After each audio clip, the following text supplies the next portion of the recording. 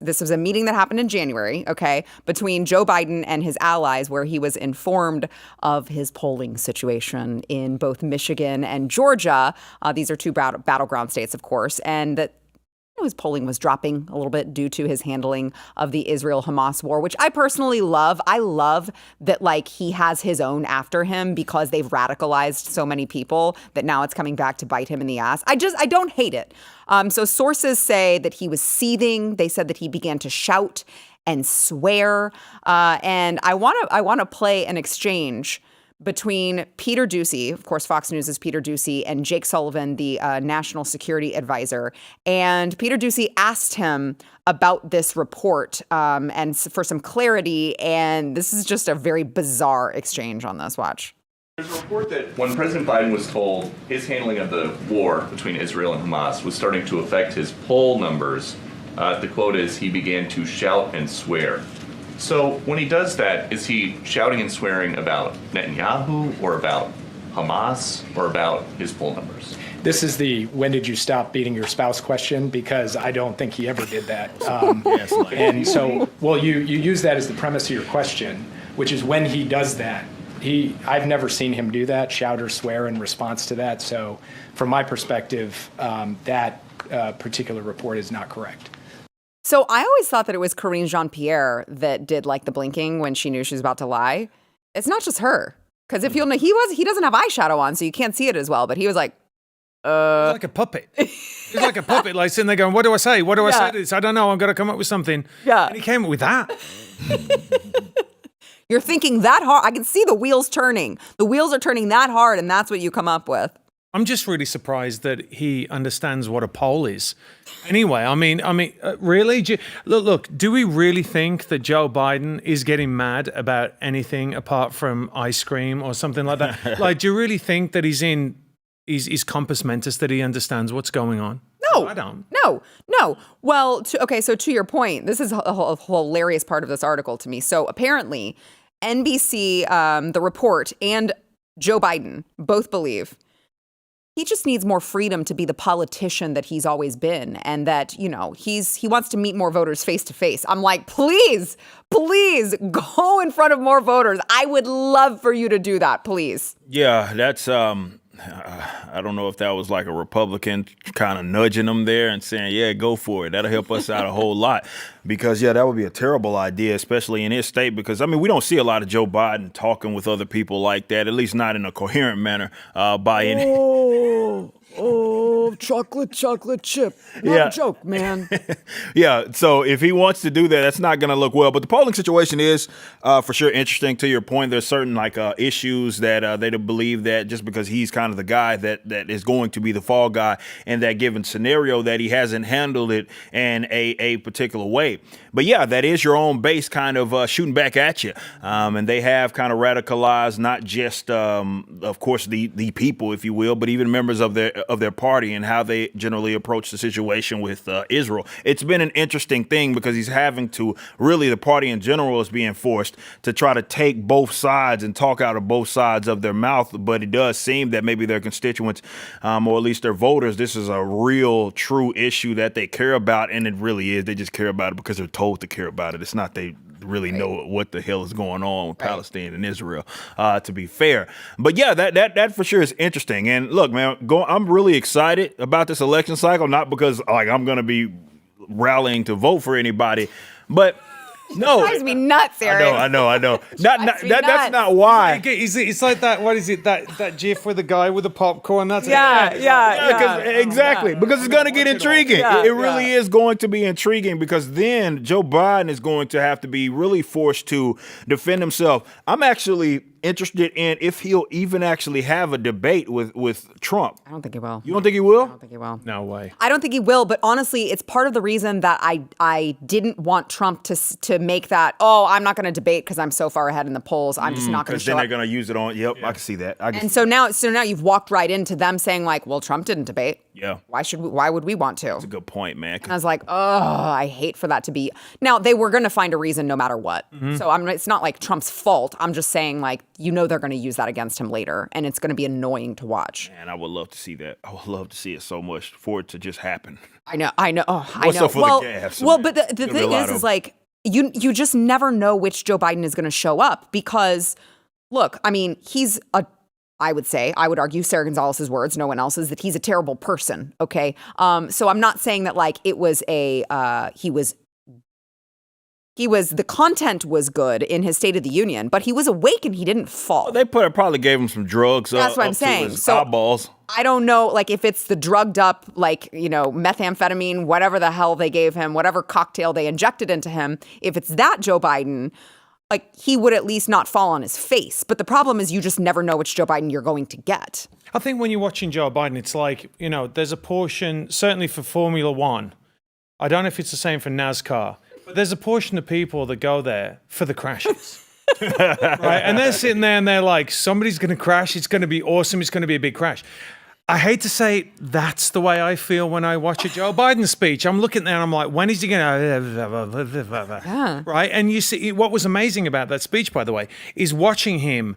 Like, firstly, he comes out and he's very robotic, right? He's Roomba, right? He's the Roomba. Yes. And he goes out and then he starts, and you could see it like wearing off. Mm-hmm. Oh yeah, for sure. Went on and on and on. But I do want to make this other point about the fact that they eat their own, right? They do.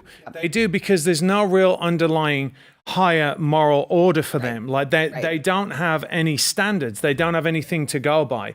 And when you have that situation, it ends up you end up cannibalizing each other. You have to. Yes. Right? And so what we have to be very wary of, I think, and on the right and making these statements, is that they will come, and we keep saying this, right, on social media, they're going to come for you eventually. It doesn't matter. And they're showing us this, how even on the left, that they will come for you. You might think you're in this like, well, you know all about this more than anybody. You might think you're in this like little protective bubble for a little while, right? But really you're not at all. And it's a real false sense of security that they have. It doesn't matter, like now you look at people like Michael Rappaport, who was, and I think he's a despicable human being. Like every time I look at him, I'm like, why is that man so angry? Like, why is he so full of venom? And he hated Trump until he realized that Trump was for Israel, and all of a sudden he's like, well, thank you. Now you're realizing that you aren't towing the line, so they're going to come for you. And they're splintering off these different groups as they go. Please, Republicans, understand that this is something you can win on, right? Understand that you can unify people by having a coherent message and telling people, look, you don't have to splinter like this. Like we actually have morals and we have objectives that we want to achieve. And all they're doing right now, you look at it, and can you tell me one thing, just one thing that they stand for right now? Because I couldn't tell you. The left. I don't know what Biden stands for. I don't know what kind of message the Democrats are putting forward. And it would be a massive failure if we cannot exploit this and win. Right. And I want to just kind of add to that. Like, I don't, and I'm sure you can tell me if you disagree. I don't expect the people who we're talking about in, Minnesota or Michigan and Georgia, like, I don't expect the people who are mad that he hasn't given a fist bump to Hamas. Like, I'm not saying like those people are going to be like, I'm going to vote for Donald Trump instead, but they could stay home. They might stay home. Yeah. So the question will become, do they hate Donald Trump enough to show up and protest vote against him for a guy that they also don't like? Well, I think with this, I think you bring up such a great point there. And this is where I think that people on the more political right, and by right, I mean not just Republicans. I'm talking about anybody that, like that includes libertarians, all that. Not the crazy ones. No, yeah, exactly. Basically, people that are not bat crap. That's really who it is that I'm referring to. They have this. It's always their battle to win. We see this every 2 to 4 years. We see it throughout the year, really, where it's like it's your battle to win, and then they start getting in the way of themselves. Right? You see folks on this side do that. It's so obvious. It's like the left is eating themselves. Okay, you let them do that. Right. Let them fight. Let them do whatever they need to do. Exploit it if you can. Yeah. But I wouldn't be surprised if they drop the ball on this and then they start splintering on the opposite side and start like, because I say it all the time. We've already seen it. Especially, It's already happening. Yeah, we've right already now. seen it with the. it is so annoying. It is so annoying to see that. You think, all right, we have core issues and core values that we all that we for the most part agree on. Now, maybe I'm the more radical of the bunch. I would be the first one to say that. But at least when it comes to like a set of morals and ethics, we believe in, I hope we believe in like the concept of liberty, right? Okay. So those people there, it's like a train, right? We're all going in the right direction and maybe some get off earlier than others. And I'm staying all the way. I want to go all the way as far as we can, but maybe some get off early. At minimum, we should be able to agree that, okay, there is another threat that is far bigger than anything that we pose to each other. So if they're smart, especially going into this election year, people know to put those silly differences aside. But oftentimes they like to cannibalize themselves as well. So the Democrats or leftists in general will give you an opening. Right. You can go in for the kill, or you can just start attacking your allies. Which one is it going to be? Never underestimate the ability for the Republicans to screw something up. Is how I feel. Snatch victory, defeat from the jaws of victory, Yes, right? They keep doing it over and over again. Yeah. Well, I mean, and you have like what Nikki Haley refused to endorse Donald Trump. Meg Pence is like, I'm not endorsing Donald Trump. Asa Hutchinson is not endorsing, which is like, I guess, a shame for the 2 voters who are going to vote for Asa Hutchinson. But it's like, A, you guys signed a pledge, so I guess your pledge meant nothing. But also, B, you will never be able to make a believable argument that Donald Trump would be worse than the man that is in office right now. It's all about pride. It I is. think it's all about pride at the end of the day, because you have to look and say, well, what is the most important thing right now? And as you know, and we've had many discussions about this, it is a binary choice. It's either Donald Trump, right, who isn't going to trans your kids, who is going to hopefully close the border, he's going to do all these other things. And then you've got Biden, who's going to do exactly the opposite. I mean, we're seeing what's going on at the border right now. We're seeing the things that they're trying to push. I mean, we're seeing that what they've done to the Jan 6ers. Like, it's very, very clear. Mm-hmm. Right? Mm-hmm. Make your choice. So all this like, well, I'm not going to do it out of principle. It's just utter bullshit. I know. It drives me crazy. I know. I'm sorry, it's true though, right? Well, don't tell me it's principled that you're going to hand the keys of the kingdom across to this moron. Right. Who's like half dead, doesn't even know what day it is, has to get drugged up in order to make a 45-minute speech. And they're like, yeah, but at least it's not Trump. I just don't buy that argument. And quite honestly, I'm fighting way too hard to make this, like, save this country for my kids. I just don't